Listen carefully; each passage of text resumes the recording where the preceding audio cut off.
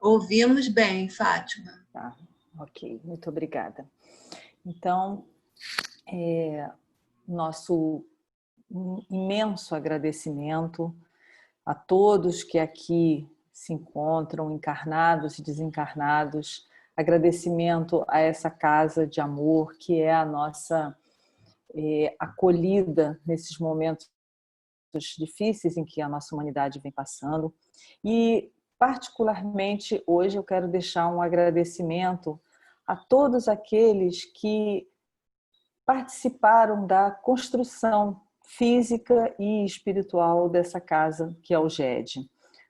Esse agradecimento, ele nunca pode ser esquecido na medida em que foram essas pessoas, não só a equipe gestora, mas os trabalhadores, aqueles que construíram essa casa, que deram a sua energia, que deram o seu amor, que deram a sua vibração, que oraram, que uniram as mãos para que esse local, tanto físico quanto espiritual, pudesse acontecer e existir até hoje, no nosso plano e no plano espiritual. O meu mais sincero agradecimento, pois é uma casa de muito amor, é uma casa de muita felicidade, de muita harmonia. E essa possibilidade que nós estamos tendo de nos encontrar, ainda que virtualmente, ainda que sintamos tanta falta dos abraços, dos beijos, mas esse encontro nos possibilita que estejamos aqui unidos num único pensamento, que é o pensamento de amor e pensamento com o Pai. Então, esse agradecimento é muito importante e nós não podemos nunca esquecer, como diz um querido amigo e palestrante, o Arthur Valadares, que nós sejamos sempre muito conscientes para honrar aqueles que foram pais e mães da nossa fé. Essa parte é muito importante, a gente não pode nunca esquecer, porque Jesus falava, né? Jesus nos deixou a lição: honrai o vosso pai e a vossa mãe.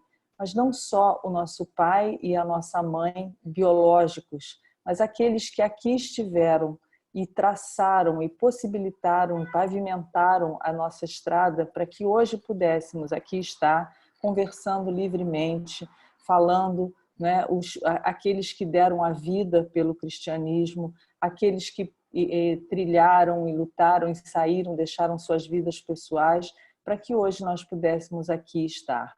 Assim como o nosso querido codificador, Kardec, que tanto se dedicou, né, a sua vida para nos deixar a doutrina espírita pronta, codificada, preparada para que nós pudéssemos, o nosso agradecimento.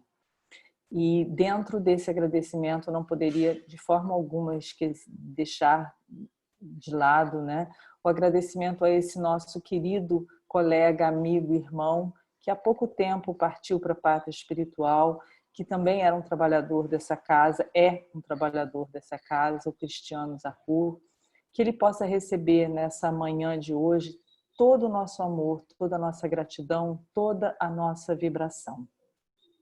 Então, esse agradecimento, ele vem de encontro também ao nosso estudo de hoje, né? O nosso estudo da manhã de hoje, que é do capítulo 17, como já foi falado, sede perfeitos. E sede perfeitos é um chamamento de Jesus, é uma determinante em que ele não pede, ele coloca para que a gente tenha isso como meta, como orientação, como bússola realmente. E nesse capítulo é exatamente o capítulo onde a gente, ao ler, automaticamente a gente assume o compromisso de nos melhorar. Porque é o capítulo onde tem todas as orientações muito claras, muito definidas de como qual o objetivo que nós temos que chegar, aonde nós precisamos acertar, o que nós precisamos mirar para a nossa melhoria espiritual e moral. E quando isso foi colocado por Kardec, né, ele um pedagogo, um brilhante mestre, né, ele conseguiu fazer uma organização que realmente só mesmo Kardec poderia. E ele lista no item 3, que é o anterior ao nosso estudo de hoje, todas as qualidades, todas as virtudes que nós devemos ter para nos tornarmos um homem de bem, né? Um homem de bem no sentido de homens, mulheres, humanidade, né? Nos tornarmos uma humanidade de bem. Agora, quando nós estamos verificando esses atributos para alcançarmos sermos homens de bem, nós reparamos que nesse item 3 ele não coloca sobre exatamente o espiritismo, sobre ser espírita.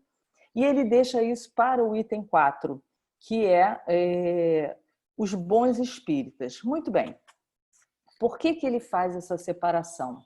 Muito interessante, porque para que a gente não caia naquela armadilha que muitas vezes a gente se confunde de fora do espiritismo não há salvação. É claro que essa frase não existe, e a gente sabe que a correta é fora da caridade não há salvação, mas às vezes a gente veste essa camisa de ser espírita e se acha muito salvacionista nessa situação. Então, ele entende que essa oportunidade que nós estamos tendo de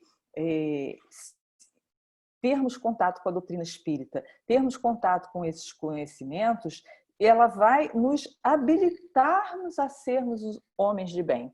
Isso sim. E não o fato de nós estarmos espíritas ou termos escolhido a doutrina espírita como a nossa religião, né? Portanto, não basta que nós sermos espíritas, né? Isso não nos qualifica. O que nós precisamos mesmo é ser bons espíritas. E ele faz essa separação mesmo, não à toa. O texto começa bem assim: bem compreendido, mas sobretudo bem sentido, o espiritismo leva aos resultados acima expostos, né, os de homens bem, que caracterizam o verdadeiro espírita como cristão verdadeiro, pois que o mesmo é que o outro.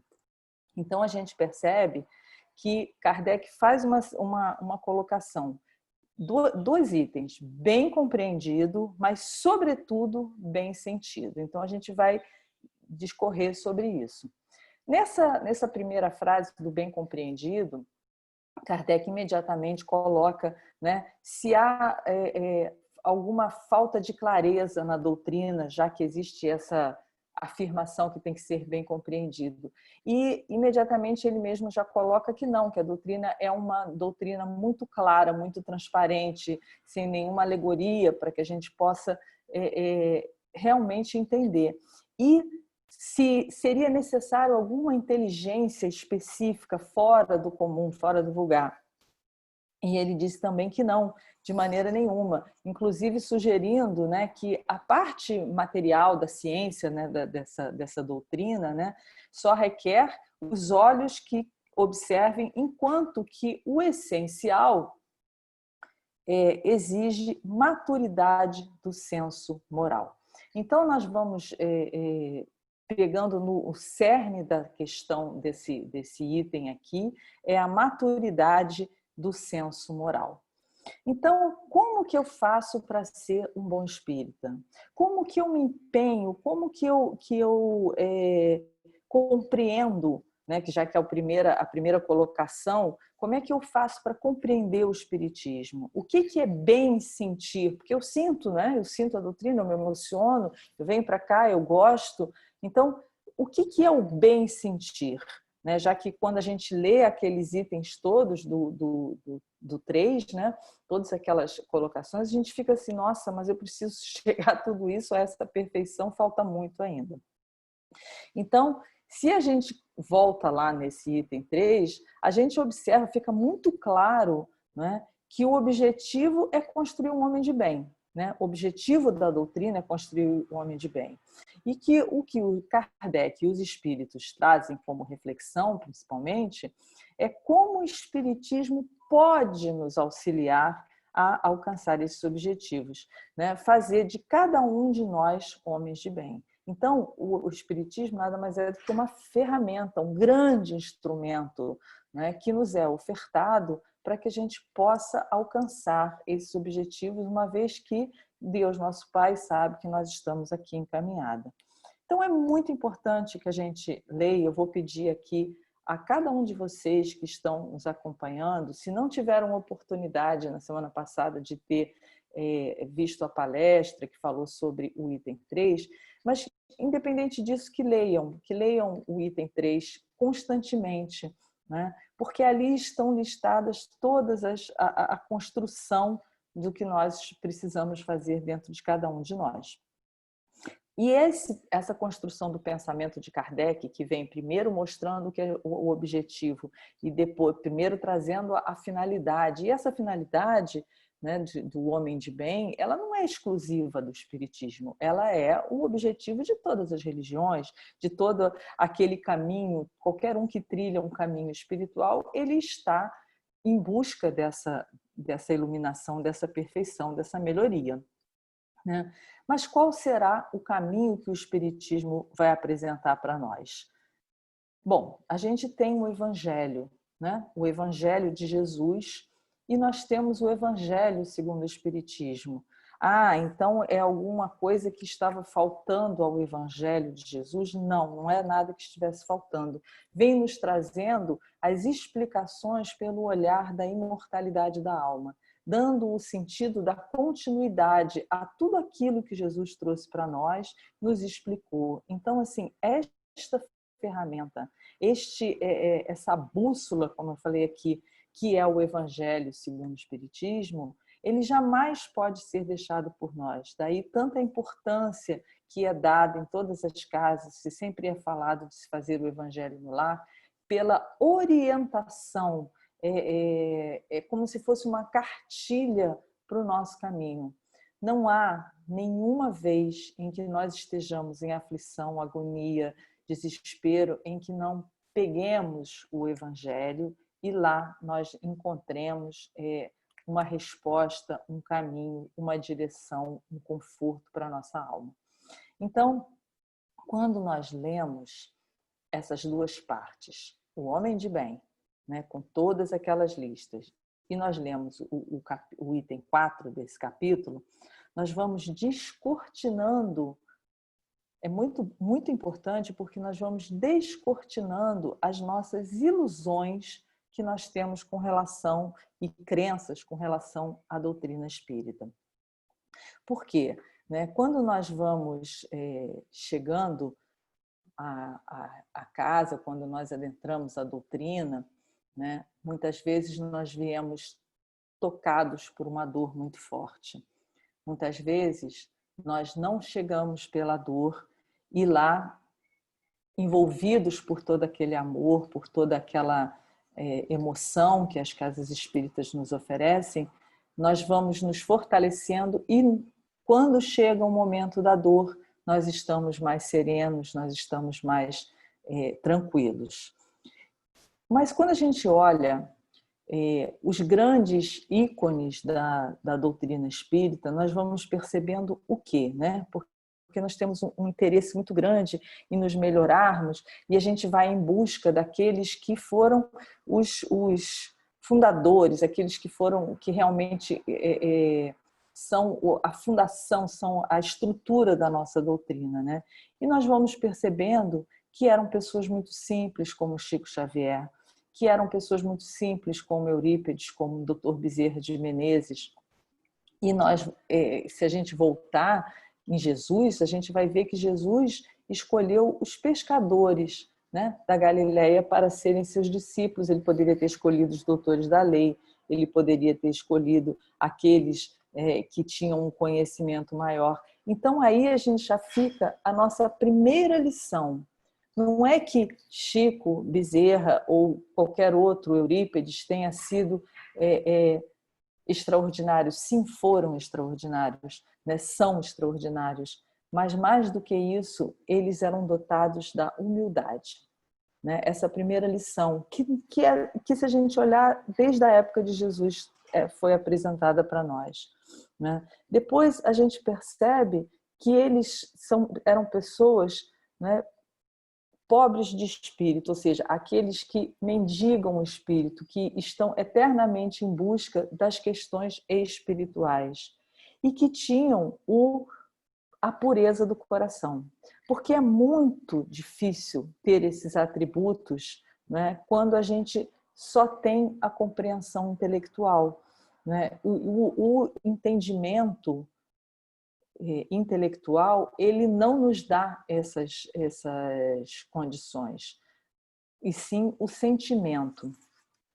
Ou seja, aquele que, né, está na doutrina espírita, aquele que conseguiu que o espiritismo tenha tocado o seu próprio coração, né, aí sim esse objetivo foi mais alcançado. Agora, é claro que Kardec não está querendo dizer nesse item aqui que desprezando a cultura, ou que a gente não deve estudar, ou que a gente não tenha que ser dedicado à parte intelectual, muito pelo contrário, até porque Kardec era um estudioso em primeiríssimo lugar. O que ele está querendo dizer é que nada disso do que a gente absorve da parte intelectual, se ela não chegar e se ela não tocar o nosso coração, não vai conseguir ser transferido para as nossas mãos. O nosso coração, quando ele fala em bem sentido, a doutrina precisa ser bem, mas sobretudo bem sentido, é no movimento em que todo esse conhecimento toque o nosso coração. E aqui agora eu vou fazer uma parada nesse item aqui de Kardec e vou trazer para a nossa vida do dia a dia, né? A gente chega na casa, a gente se depara com os novos conhecimentos, ficamos absolutamente encantados, né? Então, nós devoramos toda a parte literária que existe da doutrina, lemos toda a coleção de André Luiz, lemos as coleções de Emmanuel, lemos Joana de Ângeles, e isso é maravilhoso, e nós nos deparamos com palestrantes maravilhosos, e os fenômenos, então, ficamos encantados com os fenômenos, algumas coisas que nós passamos a perceber, sentir e entender, a mediunidade, tudo isso nos traz um encantamento muito grande, né? E nós vamos adentrando nesse universo com muita ansiedade, né? A gente se imune de toda essa literatura, né? De todas essas obras, dessas palestras, ficamos ouvindo, tem os blogs, tem os sites, e vamos assim nos sentindo, agora eu me encontrei. Muito bem, alto lá nesse momento, porque é um momento de muita atenção. E aí a gente percebe, né, que a gente começa a ser chamado para o trabalho na casa, né?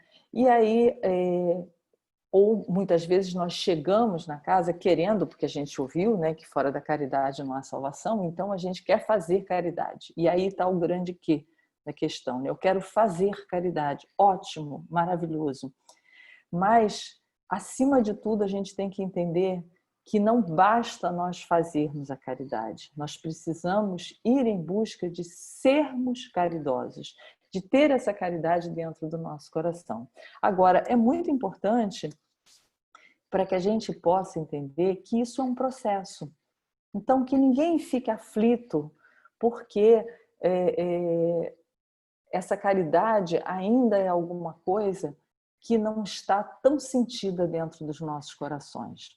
Vamos lá, vamos explicar isso um pouquinho melhor. Às vezes a gente chega na casa espírita e quer trabalhar. E aí a direção da casa fala assim, mas você precisa fazer o curso, o Livro dos Espíritos 1, 2, Evangelho, tá. E algumas pessoas desanimam, outras aceitam, e depois, quando elas concluem, né, aí aparece com aquele, como se fosse o histórico escolar, né? Olha, já fiz curso tal, curso tal, curso tal, já estou aqui, estou apto a trabalhar. Sim, você está apto a trabalhar. Vamos lá. Mas eu quero trabalhar com a mediunidade.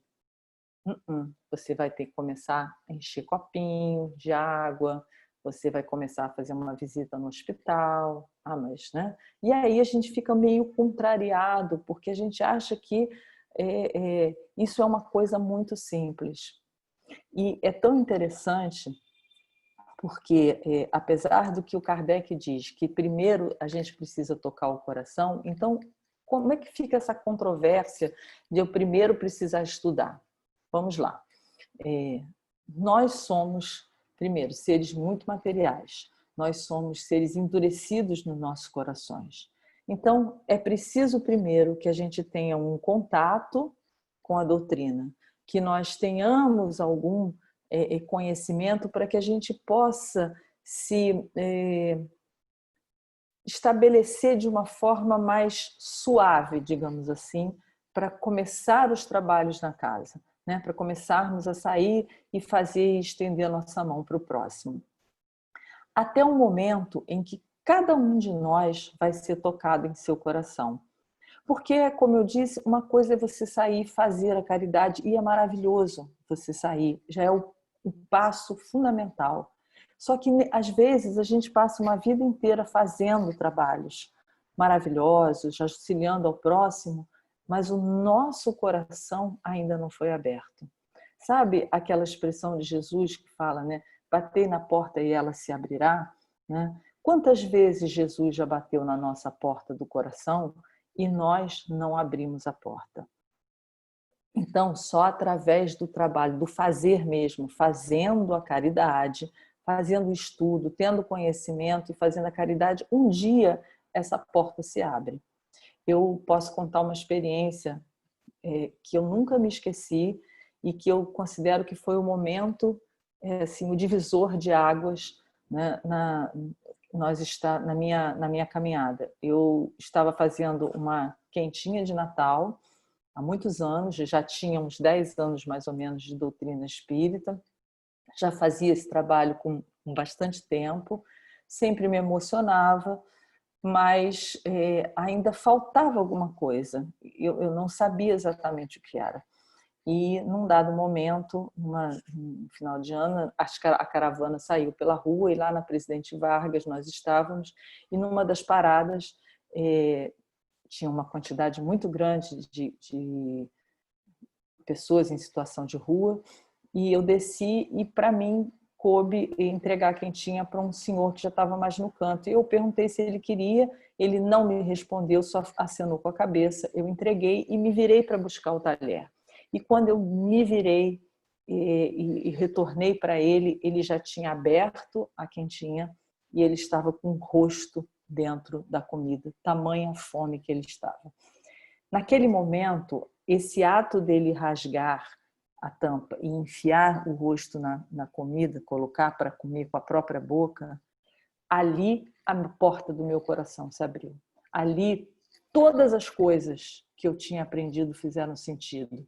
Num átimo de segundo, aquilo tudo fez sentido para mim. E as lágrimas corriam do meu rosto e corriam do rosto dele, e naquele momento tudo, absolutamente tudo mudou na minha vida.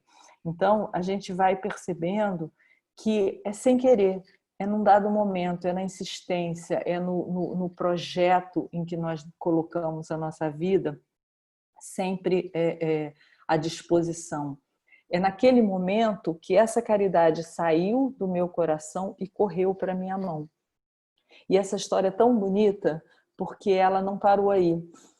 Eu voltei muito emocionada, muito impactada para o carro, continuamos a caravana, e na parada seguinte, quando eu desci, não foi minha surpresa, quando eu deparei com esse mesmo rapaz, porque a fome dele era tanta que ele saiu daquele local onde ele estava, ele conseguiu comer todo aquele alimento e correu para a próxima parada para que ele pudesse ganhar. E ele não foi um ato de esperteza, e sim um ato de desespero, de pedir. E eu estava ali, eu podia fazer, eu e todos os meus colegas. Então a gente vai percebendo como Jesus coloca, né, como se ele se apresenta para nós, né, naquela hora. É como ele diz, quando alimentai a um dos pequeninos, é a mim que estás alimentando. Então, naquele rosto, naquele momento, eu vi Jesus. Eu deixei o meu coração abrir, a porta se abriu. E com absoluta certeza, não existe nenhum mérito nisso. Existe a oportunidade que é dada a cada um de nós né? E para isso, a gente precisa estar no trabalho. Para isso, a gente precisa ofertar as nossas mãos. Quando a gente menos esperar, as nossas mãos estarão repletas do amor de Deus, né? Nas nossas casas, nesse momento tão difícil em que nós estamos passando, né, onde a gente não pode muitas vezes ter o contato físico. Eu não posso sair para fazer a quentinha, eu não posso mais abraçar os necessitados, eu não posso mais fazer a visita aos hospitais. Perfeito, não tem problema nenhum. Nós temos inúmeras outras possibilidades. Nós somos uma sociedade, moramos muitas vezes em condomínios, em prédios, em casas, mas sempre temos vizinhos, sempre temos alguém. Qual foi a última vez que eu bati na porta do meu vizinho, com todo o cuidado que hoje é necessário, né, em função dessa pandemia, mas qual foi a última vez que eu toquei para saber se tudo estava bem, né, se essa pessoa estava precisando de alguma coisa? Esses gestos nós podemos ainda fazer. Qual foi a última vez que nós ligamos para aquela pessoa que a gente talvez até nem tenha tanta intimidade, mas que de repente nos veio à cabeça? Será que essa ligação, esse pensamento não é um chamamento?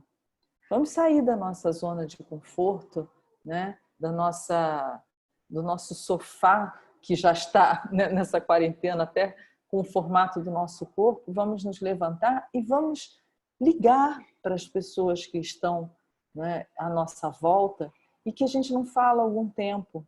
Quem sabe a gente não possa levar uma palavra de conforto, quem sabe a gente, batendo a porta dessa pessoa, a gente consiga bater a porta do nosso coração trancado. E essa porta, quando ela se abre, não é que ela não feche de novo, porque nós somos espíritos imperfeitos, estamos aqui em caminhada, ainda temos muitas dificuldades. E às vezes a gente, como eu falei no início, a gente veste essa camisa do espiritismo, né, põe no peito o crachá de trabalhador das nossas casas, das nossas respectivas casas, e nos descansamos. Bom, agora eu já estou resolvido, agora eu já estou salvo. Mas esse chamamento, essa porta que se abre, ela também pode fechar, dependendo da dureza dos nossos corações. Então, que a gente sempre possa estar atento a esses toques que acontecem diariamente, da hora que nós acordamos até a hora que nós vamos dormir, inclusive durante o sono. Porque com o conhecimento da doutrina, e isso é o que Kardec está querendo trazer para nós, e que os espíritos estão querendo trazer para nós nesse item 4, em sermos bons espíritas, é que não basta que nós tenhamos o conhecimento profundo das obras, mas que nós utilizemos esse conhecimento profundo para auxílio ao próximo e, consequentemente, a nossa melhoria moral, né? Porque nós só iremos alcançar alguma coisa, algum avanço com a nossa melhoria moral. E não é a melhoria do outro. Nós, através do auxílio ao próximo, é que nós vamos melhorando. Então, quando a gente aprende aqui com a doutrina que a dureza dos nossos corações, ela pode ser lapidada através do autoconhecimento, através da autoanálise, através da nossa melhoria, da nossa fé, como foi dito aqui no preparo, fé, determinação e amor. Será que nós estamos determinados a mudar ou só achamos que o fato de sermos espíritas é suficiente para nos tornarmos pessoas melhores? Ou será que só o fato de sermos espíritas irá fazer com que, ao desencarnarmos, cheguemos ao nosso lar? Será? Claro que não.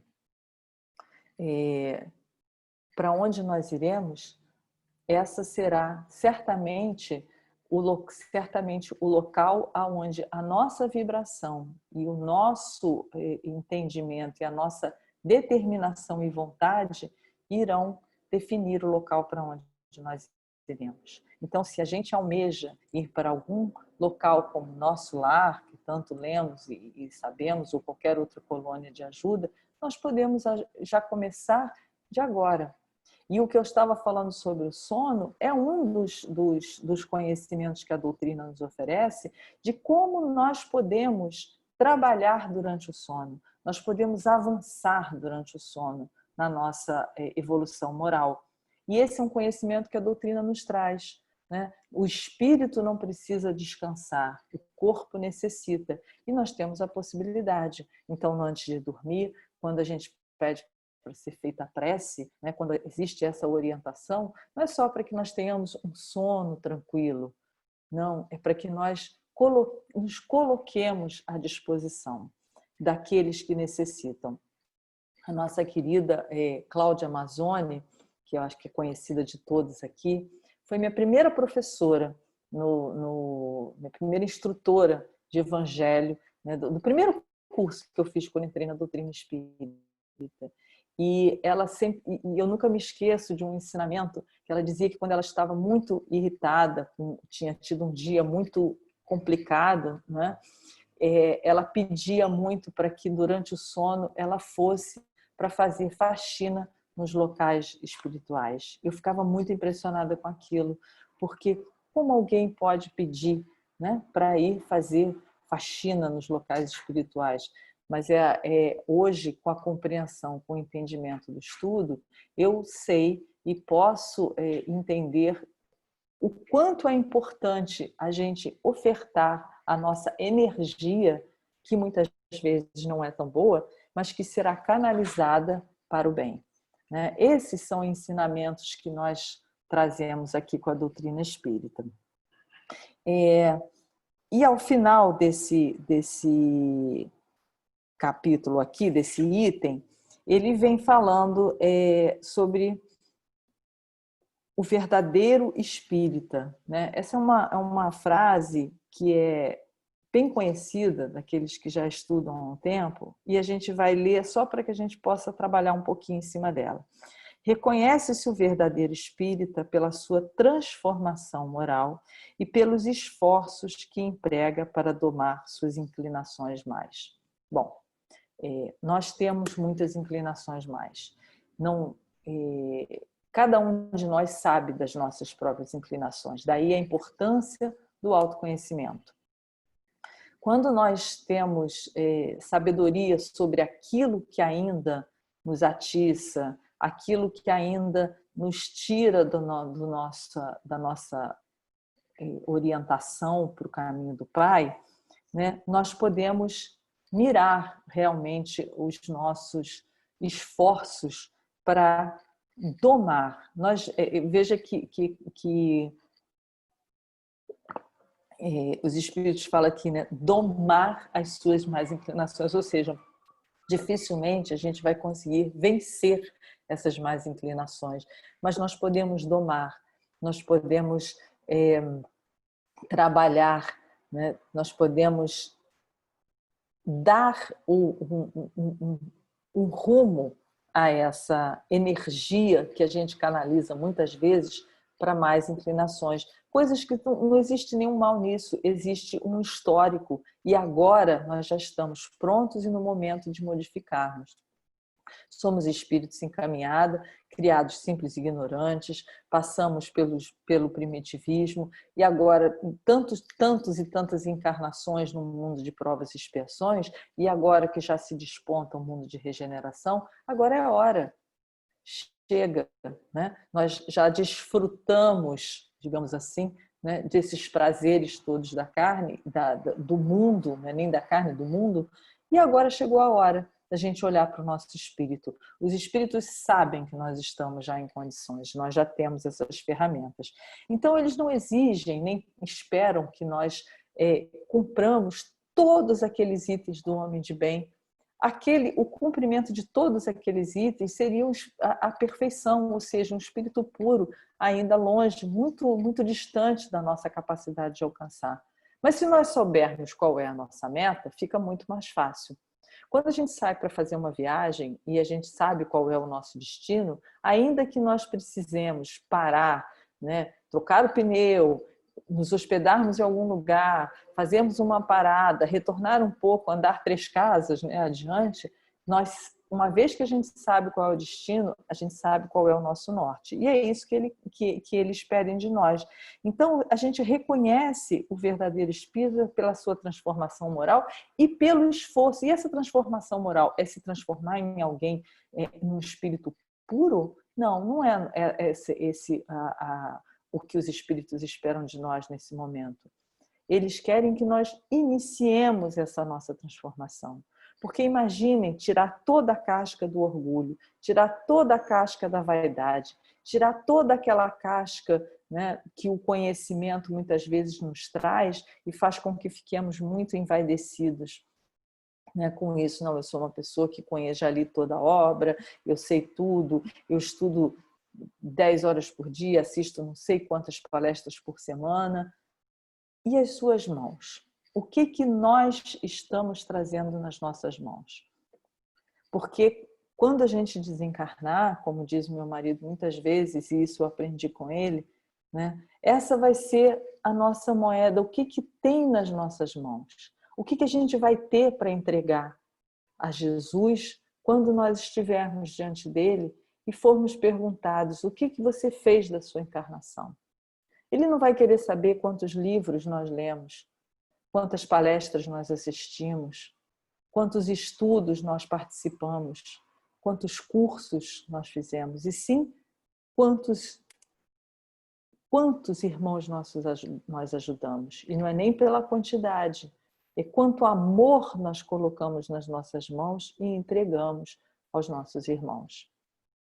E para isso, nós não fomos colocados aqui nesse mundo de forma sozinha. Ah, mas eu sou uma pessoa só, eu não tenho como me locomover, eu não tenho como ir até o centro espírita, eu não tenho como fazer o trabalho, eu não tenho carro, eu não tenho isso. Eu tenho o meu mentor.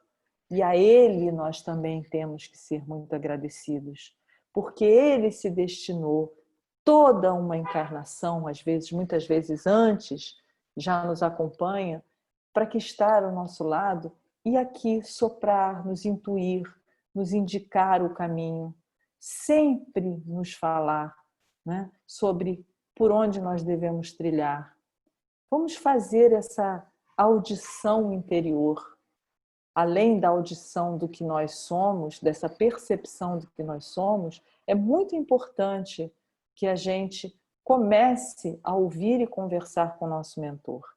Nós não estamos sós em momento algum. Ele está aqui, o meu está aqui, o seu está aí com você nesse momento. Todos nós estamos acompanhados. E ele está aqui conhecendo o nosso íntimo, conhecendo a nossa alma, sabendo as nossas dificuldades. Então, ter a certeza, né? Olha como é importante o conhecimento para que a gente abra o nosso coração, né? Ter essa certeza dessa companhia, desse irmão, desse amigo, daquele que me conhece mais do que a mim mesmo, do que eu a mim mesma. Que alegria poder ter isso conosco, ter essa certeza, né, desse intermediário entre mim e Jesus, né? Aquele a quem eu posso pedir ajuda: por favor, meu mentor, me auxilie. Essa casa de amor que é o Querida, GED. oi, Fátima. Sim? 5 Sim, querida. minutinhos. Tá bom, Desculpa, tá? obrigada. Essa casa de amor que é o GED, né? Ela tem por mentor espiritual nosso querido Dr. Herman, que muitos de nós já teve oportunidade de se encontrar, né? Numa conversa, num pensamento, através de uma mensagem.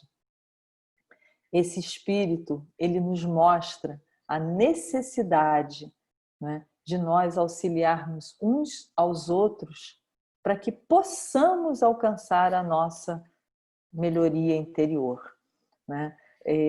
Certa vez ele me ensinou, e há muitos outros, que quando nós estamos na aflição da nossa dor, em vez de orarmos por nós, que nós oremos pelo outro. Oremos, saiamos da nossa dor e oremos pelo outro.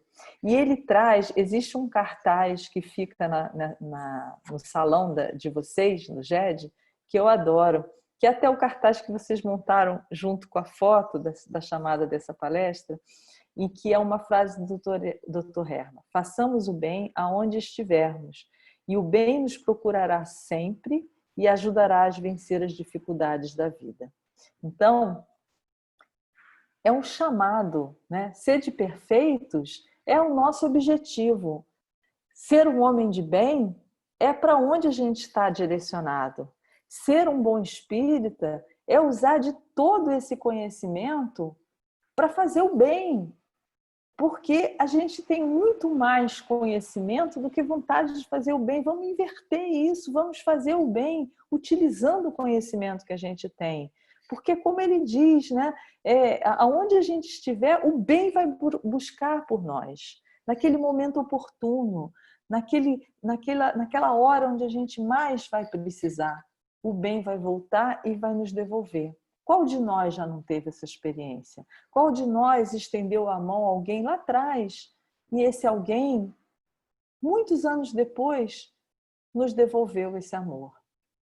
Hoje, essa palestra que o meu coração decidiu dedicar a esse querido amigo Cristiano, Cristiano foi uma pessoa que só fez o bem por onde ele passou, né? Então, a gente hoje devolve para ele, assim, em bênçãos, em preces, em orações, toda essa alegria, todo esse ensinamento, aquele sorriso que ele deixou conosco, né? Que a gente tem estampado em nosso coração esse sorriso de fazer o bem, né? Sem olhar a quem, silenciosamente, mas muito feliz, né? Que na graça de Jesus, nosso mestre, nosso querido mentor, Dr. Herman, nós possamos ter um sábado de muito amor, muita alegria e que essas vibrações cheguem a todos os nossos queridos encarnados e desencarnados e essa casa de amor toda a nossa gratidão. Graças a Deus.